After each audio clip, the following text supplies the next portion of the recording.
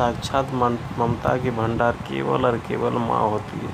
और इसीलिए उस निराकार, उस अजीत, उस अखंड बार बार कभी राम बन के, कभी कृष्ण बन के, मैया जसोदा जी के, कौशल्या जी के, देवकी जी के घर में आते हैं और नाना तरह का लीला करके आनंद देते हैं। एक दिन की बात है कि भगवान श्री कृष्णचंद्र 6 माह के थे, तो घुसकते घुसकते कहीं नंद बाबा के महल से चले गए।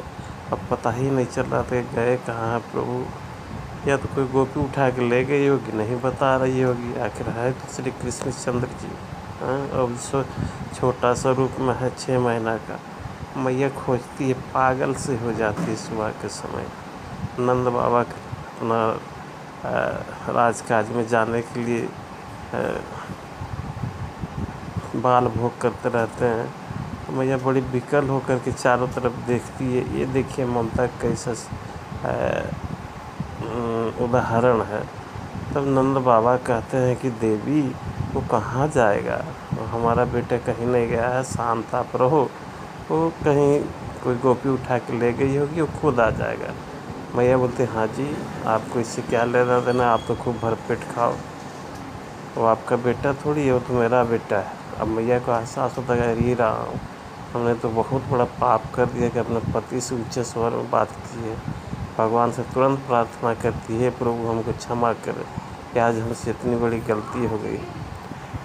ज़रा सोचिए, ये भारत की नारी है कि थोड़ी सी ऊंची आवाज़ में बोली तो भगवान से क्षमा मांग रही है। आज की नारी वही भारत की नारी है, करवा चौथ करती है पति के लिए, हर घर में पट सावित्री की पूजा होती है, उपवास रहती है, और पति को मार के काट के फेंक देती है, ऊंची नीची जो कहना वो कहती है।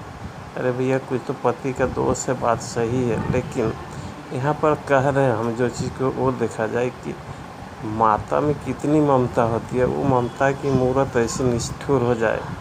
आहा हा,